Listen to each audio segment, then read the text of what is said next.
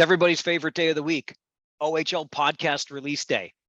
Okay, it's also Friday, but you get 2 of these episodes every week on Tuesdays and Fridays as we head into the regular season. And once the regular season gets here, you're still going to get episodes on Tuesdays and Fridays. The difference is on Tuesdays, you'll get the 2 knuckleheads that are sitting here right now. On Fridays, you'll get a feature-length interview with somebody far more interesting and perhaps even more entertaining than the 2 of us. The 2 of us are Dan Mahar over there. Find him on Twitter at Tim Wallach, just like the former Montreal Expo. I'm Mike Farwell on Twitter at Farwell_OHL. And please do shoot us an email anytime. Love seeing the emails start to come in. We read them all. We'll share them all, good, bad, or otherwise. OHL Podcast at Rogers.com. Kind of teased this on Tuesday, Dansky, about where we were going to go on this episode. And we teased it in the context of that Owen Outwater trade from North Bay to Kingston. So if you missed that trade, just quick recap. Owen Outwater, a first rounder to North Bay last year, 11th overall in the 2021 draft, goes to Kingston for 5 picks to start this year. Maybe just not developing the way the battalion expected him to develop, but it speaks to how difficult it is to really project when you're drafting kids that are 15 going on 16 perhaps years old. Some, though, Dan, are surefire winners. And I say that because I'm thinking of a guy like Nick Suzuki, who has just become an NHL captain. And when you were watching him win an OHL championship in 2019 with the Guelph Storm, you were probably looking at him saying, yeah, that guy's got NHL captain material written all over him. I do. And as you know, being a Habs fan, it's near and dear to my heart now. And I know there were always questions with Nick Suzuki when people look for ways to suggest he's not going to realize his potential. He's not that big. He's not the fastest skater. What he is a kid that we talk about developed in every possible way. Developed mentally first and foremost, thinks the game as well as any player on the ice. A maturity to his game. And this is the piece that I think is going to be interesting in our podcast today, Mike, is the maturity piece. And you think back to, I don't want to speak for you, but let's face it, when we're 16, we were idiots. We're probably not doing everything in our best interest for our future development. And we're asking these kids to do it. So you see someone like Nick Suzuki, and you just got to tip your hat to kids like that figured it out at a much earlier age than the average human being would.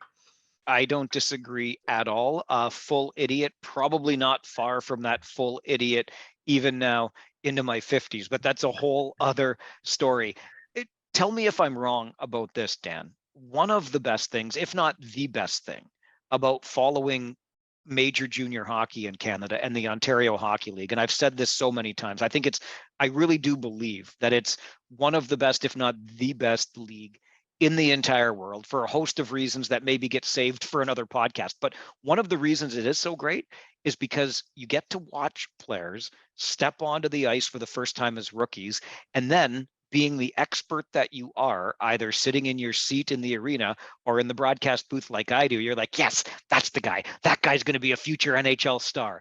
Or you're like, that guy, like, enjoy your time in the OHL, pal. You're not going to go much further. And then one way or another, you get surprised by it. But it's the best game. I'm sure fans love playing it as much as I do up in the booth. Oh, it's what everyone does. And everybody thinks they're a better scout than the actual scouts. Everybody, let's just say this. Every person in the history of hockey, scout or non-scout, has the list of failures and the list of successes on their track record. No one's gotten everything right. No one always knows better. I know of several that I thought were surefire. This kid's going to play in the NHL and just didn't work out. And then, like you just said, vice versa. I don't think this kid's got it. And development curve hit fever pitch and he's there. So it's a fun game to play, but boy, is it a hard game. You know who just occurred to me randomly, and I didn't check, so this is going off the top of my head, but I'm pretty sure he's about to start another professional season over in Europe. But Justin Azavito of the Kitchener Rangers, who lit it up as an overager, and I don't think anybody had him pegged as a future NHLer at all, but just given the style of play and the physical makeup, you thought, you know what? This guy probably has a pretty good career ahead of him in Europe. I don't know that I thought it would be as good as it's been. He's a KHL champion. And as I said, I'm pretty sure he's about to embark on another pro season. The guy just doesn't quit. Yeah, and you look at what makes NHL scouts drool and the checklist, and he left a lot of those boxes unchecked. Wasn't a phenomenal skater. Very small player. Didn't have a great shot. Like at that point, NHL scouts have already turned to some other page. They're looking at someone else. So what is it about kids like him that still manage to put together a game, and no one individual skill is overly impressive, but just again and again and again they deliver. So it's a extremely high IQ, very gifted with subtle plays. Like vision was incredible with Azzy. You have a lot of little factors there that are, you call them intangibles. I guess some of them are tangible, but over time you've got a heck of a player there that's carved out a future. And the one thing scouts never know is what's going on inside that player's head. And oftentimes, if they could get inside that head and spend a lot of time with them, and be, wow, actually, I shouldn't have overlooked this guy. I bet you Azavito has thought of that from time to time during his illustrious European career. Yeah, you may not have wanted me back then, but life is working out just fine in hockey. And not to make it too Kitchener centric, but another name, it's the team I've followed most closely for more than 20 years in this league. But another name that jumps out to me is Andre Benoit, who had a prolific junior career. Still holds the record for Rangers defensemen with most points, right, overall. And Yep. and I mean, just a survivor's story, almost ended up in the NHL way later than you would have anticipated anybody to finally arrive in the National Hockey League. Well, Andre Benoit is one of my favorites of all time for a lot of reasons. But you talk about a guy that overcame an awful lot. Again, not the biggest guy, not the strongest guy. A lot of things working against him. Converted from forward to D right around the time he was coming to the OHL, which is a huge challenge in and of itself. But what a maturity there. Like that's a kid that we were talking about earlier with Suzuki versus us. The maturity is just off the charts at 16, 17 years old. And highly intelligent. And you look at a player, a storied franchise like the Kitchener Rangers, the all-time leading scoring defender, almost never took a slap shot. What does that tell you? There's a kid that said, I'm creating my own game. I'm not going by the book. I'm not going by the age-old, I have to have a bomb from the point if I'm going to put up points at elite levels. Figured out, you know what, this is what works for me. I'm getting this snapper or this wrister through lanes and set records. So just a highly intelligent, highly mature kid, and that goes a lot further than skill sometimes. Not that he didn't have skill, but you get the point. So I think this conversation around the development curve becomes all the more interesting as we watch another quote unquote exceptional player come into the league this year in Michael Misa. And I say that because I've had the privilege of closely covering, well, no, I didn't cover Shane Wright that closely because I didn't get to see him nearly as much as I saw Connor McDavid. But Connor McDavid, you talk about maturity, Dan, and I'm sure you saw this in McDavid's time in the league as well. His IQ, hockey IQ, life IQ was off the charts from day one. And I'll always reference the last interview I had with Connor McDavid, which was a late season Rangers game in Erie. And I was basically talking to him as though this is his swan song. He's into the final weeks of his junior career.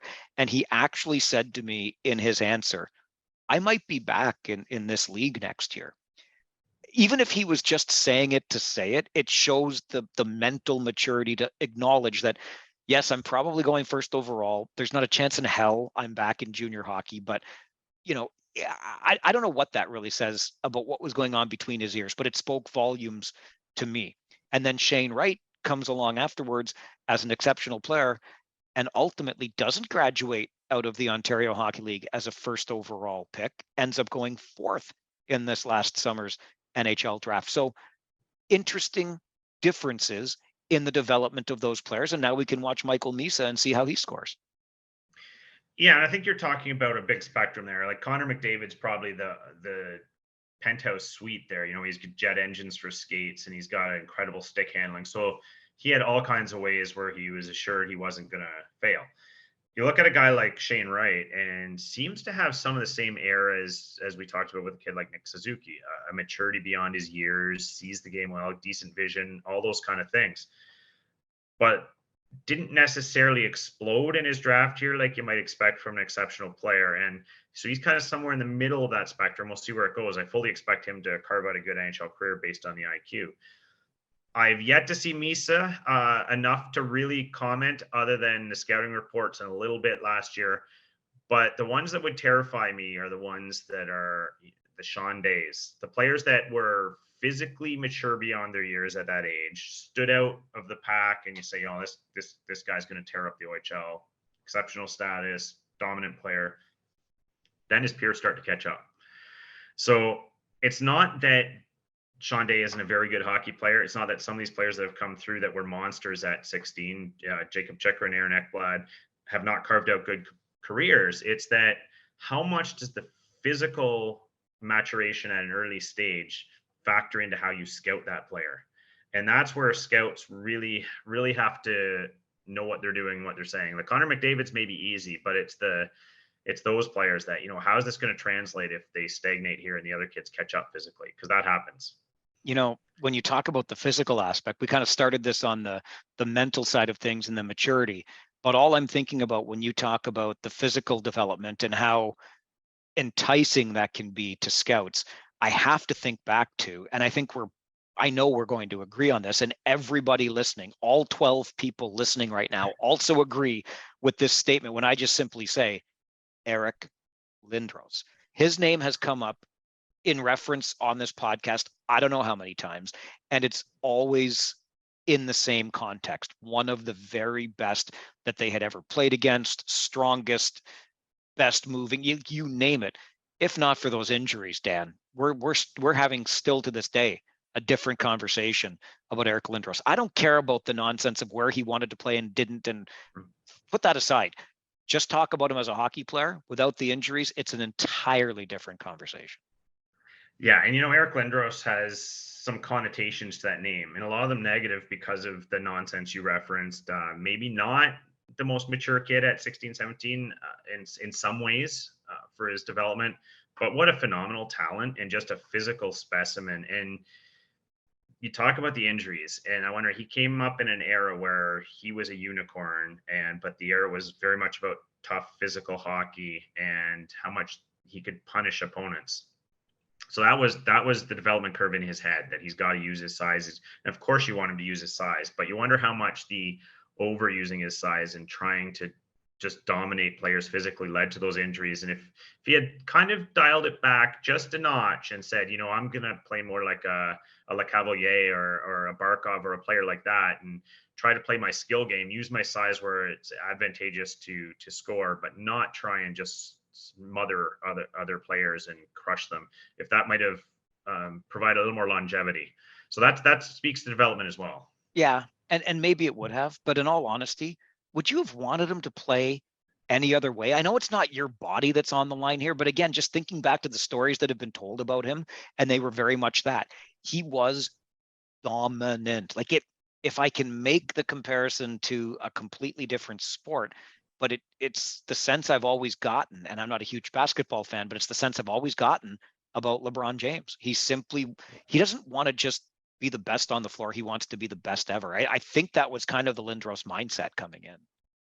Oh, for sure it was. That's everything he'd always been told. But I'll give you a reference point. Look at a player like Matt Sundin, who was a very similar physical package, different personality, obviously, played a different brand of game, had a much longer, more productive career. Probably because of that. He wasn't trying to run players over. He could, and he did, and he physically dominated when he wanted to, and he owned pucks when he wanted to, but wasn't trying to blow anyone up, wasn't trying to send a message, had other players on the team to do that. So I guess at the end of the day, when you're a franchise owner, you asked me the question of, would you want Eric Lindros to play any other way? If I'm the coach of that team, I might have, let's dial it back from an 11 to an 8 maybe. And do you rather have a Matt Sundin or an Eric Lindros in the overall scheme of a career? So I know a lot of people will be yelling at this podcast right now saying Lindros all day because they didn't like Sundin's lack of physicality, but maybe somewhere in between. Okay. So let's bring this back to the Ontario Hockey League and your point that you made earlier, which I think is spot on the money. As much as the fans are never going to admit to the ones that they got wrong, the surefire hits that missed and the surefire misses that hit, you nailed it earlier, Dan, when you said every scout everywhere has a list, and the ledger, dare I say, is almost equal with hits and misses. They, even the very best of the best, miss from time to time. What is it about junior hockey and coming into the Ontario Hockey League that perhaps makes scouts as successful as they are? I mean, isn't this one of the most notoriously difficult age groups to be drafting because you don't have physical maturity yet? And I'm pretty sure, to your point about idiots before as well, that you have mental maturity at the age that these players are coming into the OHL. Well, I think scouting has changed a little. For one, to answer your question about the OHL, it's like you said, it's the Premier League. There's a lot of competition now, but it's the Premier League to weigh as a barometer for a player. If you see what he can accomplish in the OHL, it gives you a pretty good barometer of how he's going to fare against elite competition at the next level. But scouting has changed too, where it's all, scouts will tell you too, it's all about viewing. So a lot of them, even a very good player, they might see 4 or 5 times in a season.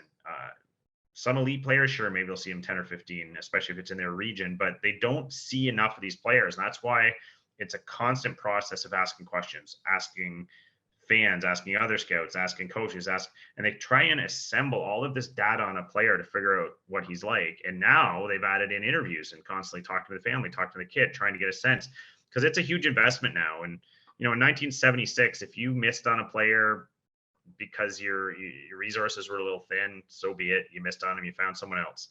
Now it's big business. You can't afford to miss on those high picks, and you really need to do your homework. So I think the OHL provides a really good baseline for, they know that these kids have left home and gone to these markets. They've endured in front of these reasonable crowds against some of the top talent like the Mcdavids and Wrights. So they've already got a baseline for this. Kids already succeeded to this level. So I just have to do a little bit more research now.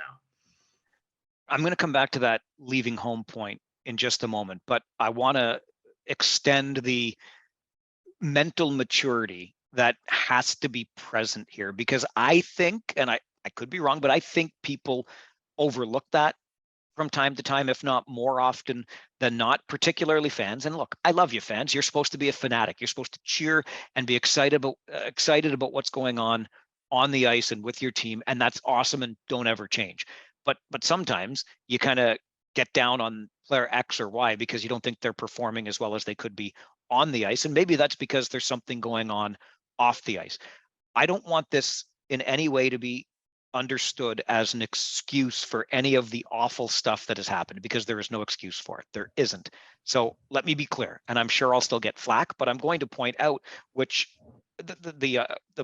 this observation of mine that I pointed out in our earlier podcast about the culture of the game right now and how the culture itself needs to change.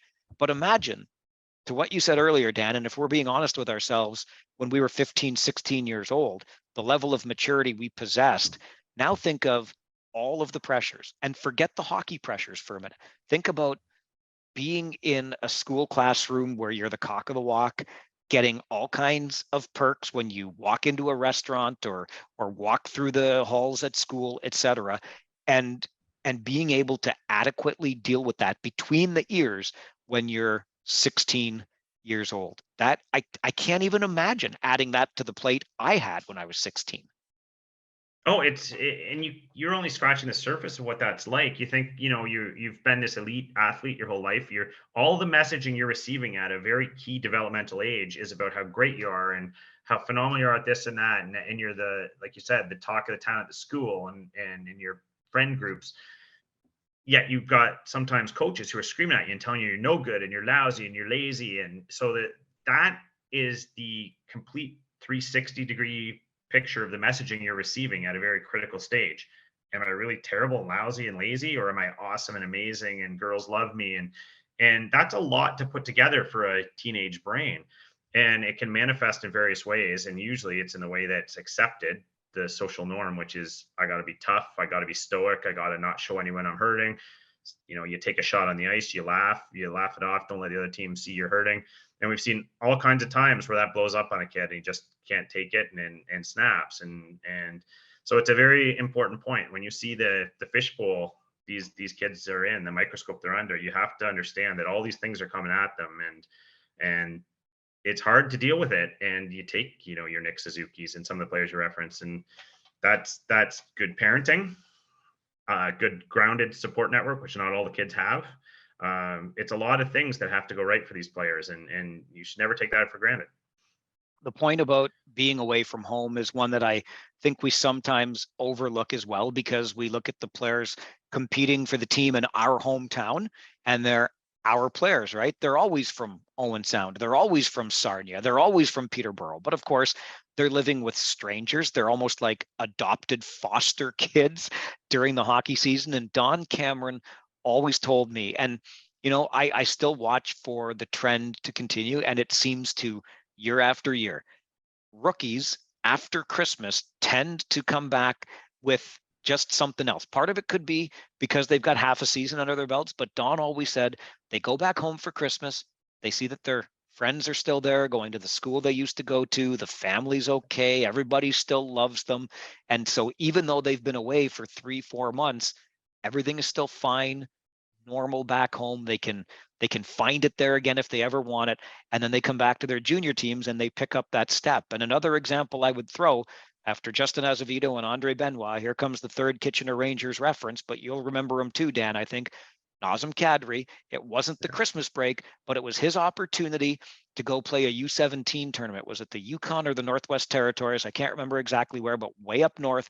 And it was almost like playing with his peers and doing as well as he did at that tournament made him realize he belonged in the Ontario Hockey League. He came back a different player.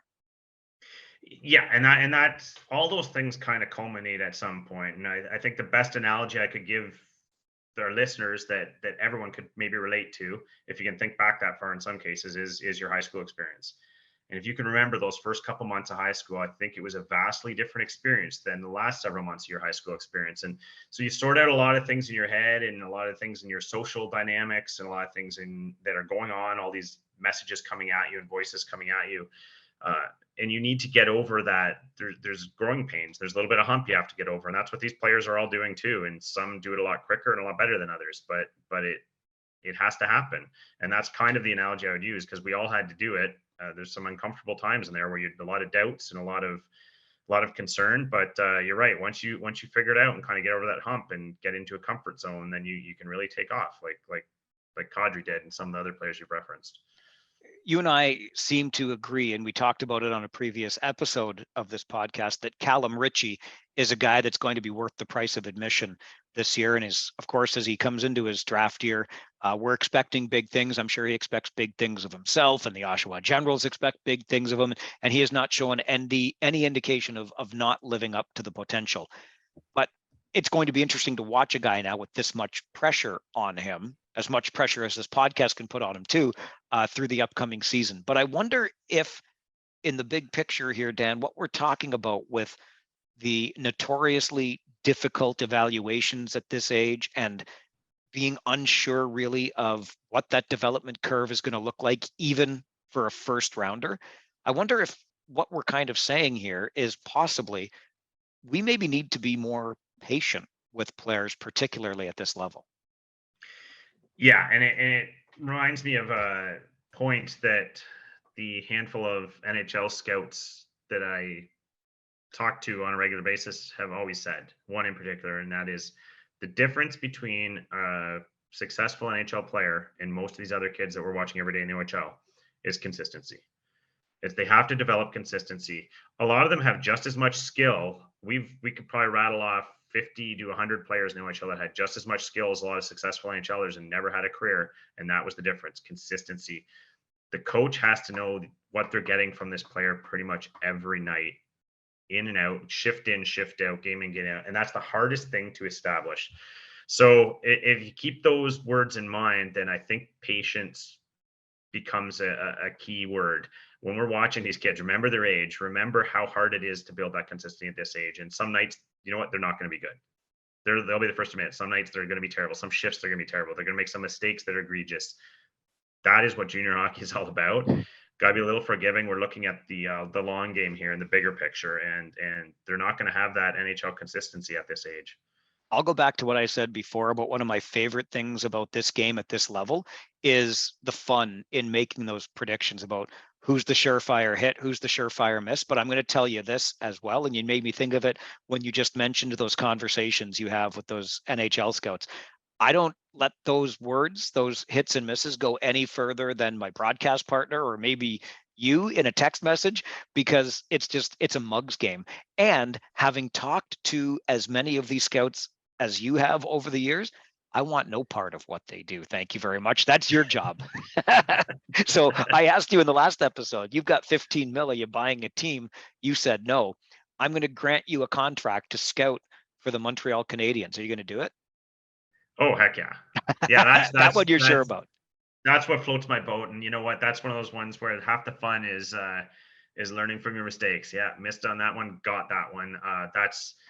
That's what I live for. So that, they might not want me scouting for them for too long, but sure, I'd take that job in a heartbeat. So We are guaranteed to make a whole lot of mistakes next week on both episodes of the OHL podcast, because we're going to go through the East and we're going to go through the West, and we're going to do the dumbest thing that any podcaster could do in a sports podcast, and that is make predictions. Well, maybe we'll steer clear of the predictions. We'll see how bold we get, but we'll run down the conferences next week as we're 1 week away then from the start of the regular season and see where things are, or how things are shaping up, at least from the way that we see it. We are Dan Mahar over there. Find him on Twitter at Tim Wallach, just like the former Montreal Expo. I'm Mike Farwell on Twitter at Farwell_OHL. And remember, you can send us an email anytime, ohlpodcast@rogers.com. That's the name of this podcast. It's the OHL Podcast. Please give it a like, a subscription, tell a friend about it. If you're not watching on YouTube right now, there is the OHL Podcast YouTube channel, and there's only going to be more content there as the season goes on. So subscribe, like, follow along on all of the OHL Podcast places. Hey, Instagram too, the OHL Podcast. It's everywhere, and it's going to continue being everywhere Tuesdays and Fridays as the season gets underway. We're back next Tuesday with another episode, the OHL Podcast.